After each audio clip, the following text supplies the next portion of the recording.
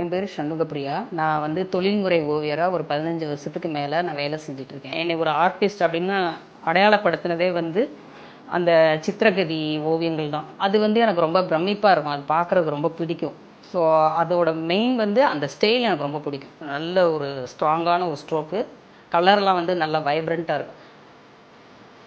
ஸ்கூலில் படிச்சுட்டு இருக்கப்பவே வரைய ஆரம்பிச்சிட்டேன். அது எப்படி டெவலப் பண்ணணும் என்னெல்லாம் தெரியாது. சும்மா பார்க்குறது, நம்ம எங்கே போகிறோமோ அந்த சீனு, இது எல்லாமே என் கை சும்மாவே வரைஞ்சிட்டே இருக்கும். இப்போ 2007 தான் எனக்கு முறையாக இந்த மரபு ஓவியங்களை கற்றுக்கணும் ரொம்ப ஆசை. கோவில் சிற்பங்கள்லாம் வரைகிறதுக்கான அந்த ஆர்ட் ஃபார்ம் கற்றுக்கிறணும்.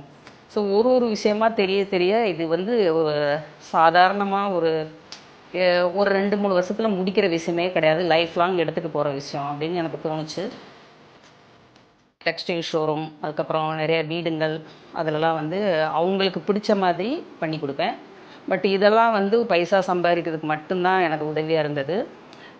என்னோடய தேடுதலுக்கு அது ஒரு நல்ல தீனியாக இல்லை. இந்த மாதிரி ரொம்ப யூனிக்கான ஆர்ட் ஃபார்ம் கற்றுக் கொடுக்குறதுக்கு ரொம்ப ஆள் கம்மி.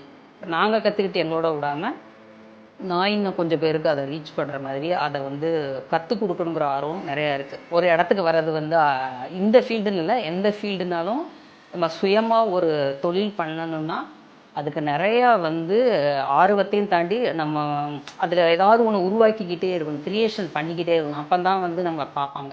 எனக்கு இன்ட்ரெஸ்ட் வந்துச்சுன்னா இடம் சூழ்நிலையெல்லாம் ஒரு பிரச்சனை கிடையாது. ரோட்டில் உட்காந்து வரையினா கூட வரையுது.